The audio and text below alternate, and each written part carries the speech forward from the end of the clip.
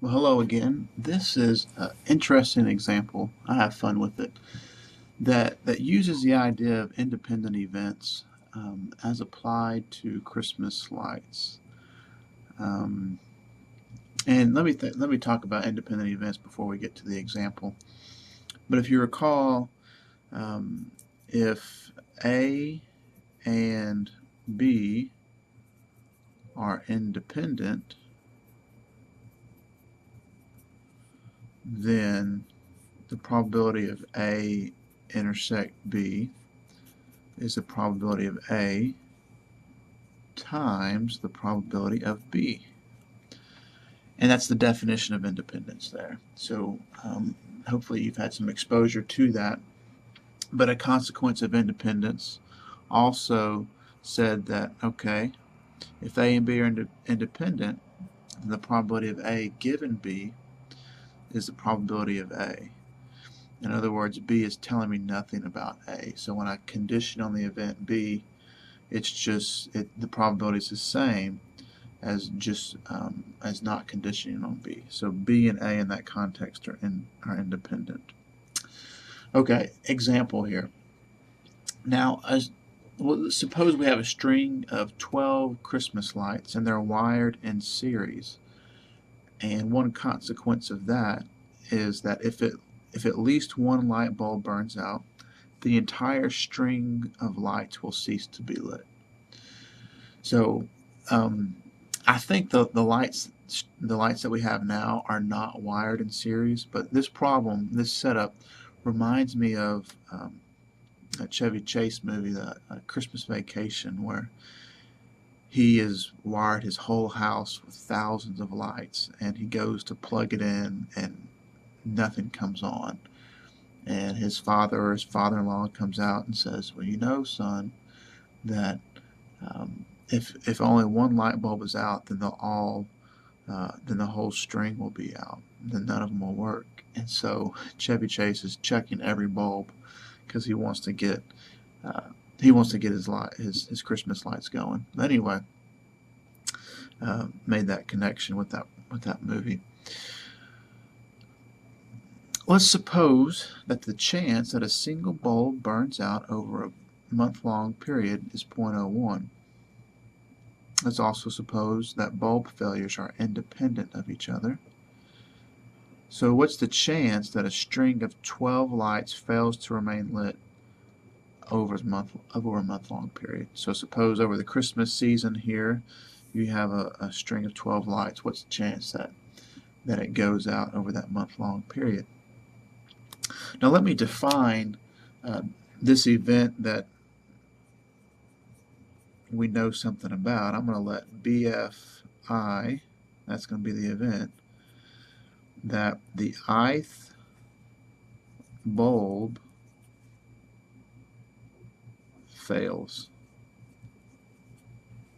And this is for I going from 1 dot dot dot up to 12. So BF2, for example, is that the second bulb fails. BF8 is that the eighth bulb fails. And I'm representing that all 12 bulbs fail through this definition here.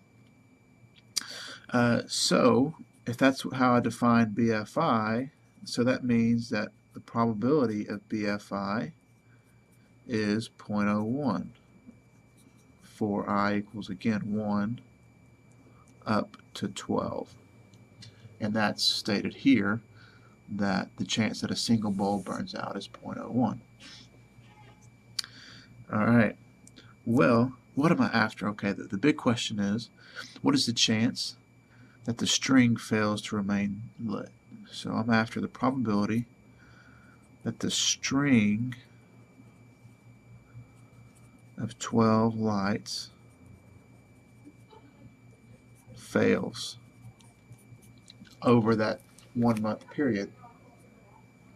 Well, so if I think about the way in which that can occur, I only need one light to fail in order for this to happen. Or the way it's worded in the problem, to be more specific, I need just at least one light. So I could have one bulb go out, and then the entire string would go out. Or I could have 2 bulbs go out and the entire string would go out. So I'm going to re-represent this is that the string fails. That event is equivalent to at least 1 bulb fails. At least one of the 12 bulb fails. Okay. Now this event, that at least one of the 12 bulb fails, is a little hard to get a handle on, because if I think about the ways in which that could happen, I'll just talk you through several ways. One way is that the first bulb would fail and the others don't fail, but still the string of lights would fail. One is that the second bulb fails but the others don't fail. Another is the third bulb fails but the others don't fail. Another way for this event to happen would be, the second bulb fails and the 8th bulb fails and the 11th bulb fails but the others don't fail. Another way for that to happen is that the first bulb fails and the 12th bulb fails but the others don't fail. And so and I could play this game forever, when I try to think of all the outcomes that correspond to this event, that is a cumbersome thing to write out. So if you recall, sometimes if an event is hard to get its probability directly, we can use the complement rule. And I contend that in this problem the complement rule is of great help. The event that is the complement to this would be that no bulbs fail. Right? That if at least one fails, the complement of that event would be that no bulbs fail. Okay.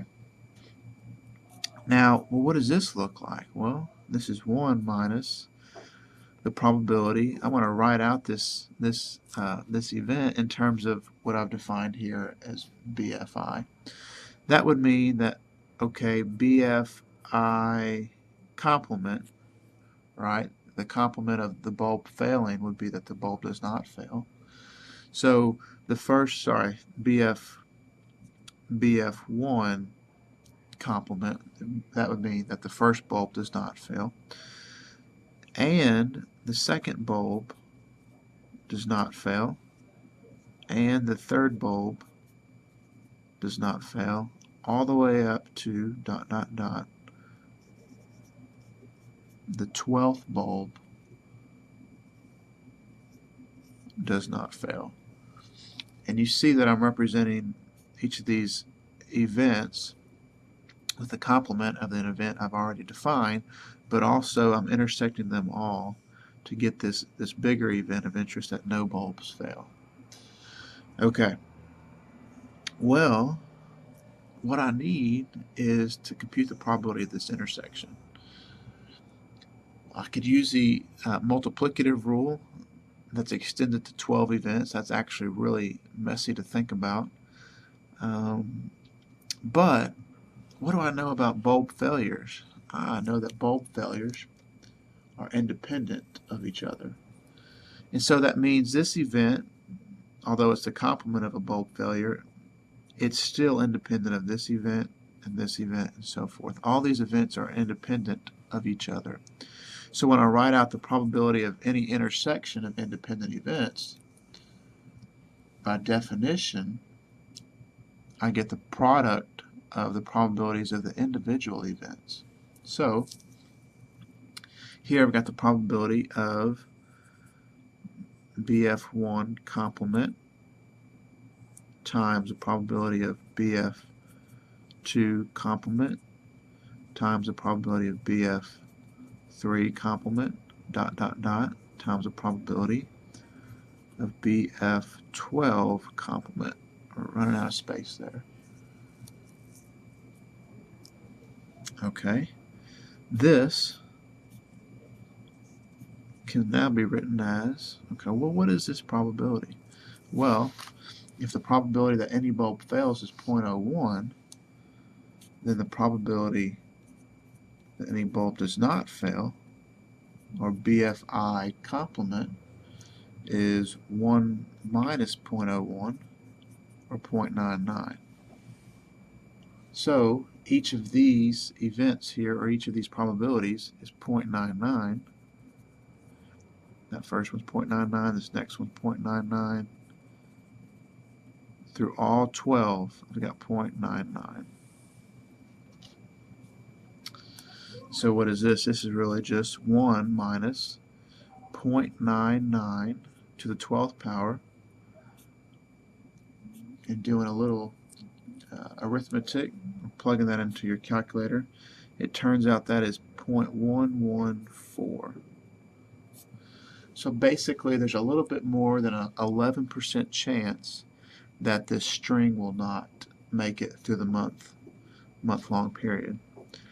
Now, if you're a manufacturer, just kind of a side question, this probability may be too big. That's basically saying about 10% or a little more than 10% of your strings are failing. So what would you do to make it better? Well, eventually the lights were made no longer wired in series. They were created in a way to where if one bulb fails, the entire light string does not necessarily go out. But if we were under the constraint that we were wired in series, to make this smaller, we would make this number bigger, or in turn, we'd make the probability of an individual bulb failure smaller. Okay.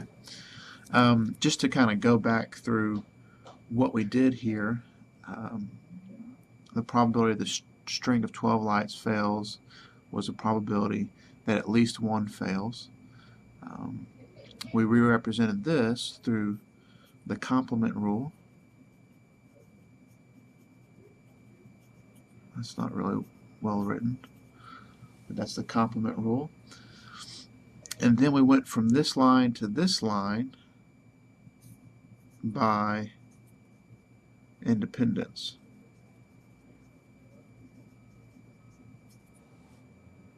Okay. So in this problem, if we think about, here I called it an independent events example. Yeah, we did use the idea of independence, but we also used the complement rule here as well as up here. So I hope this was helpful for you and thinking about independent events.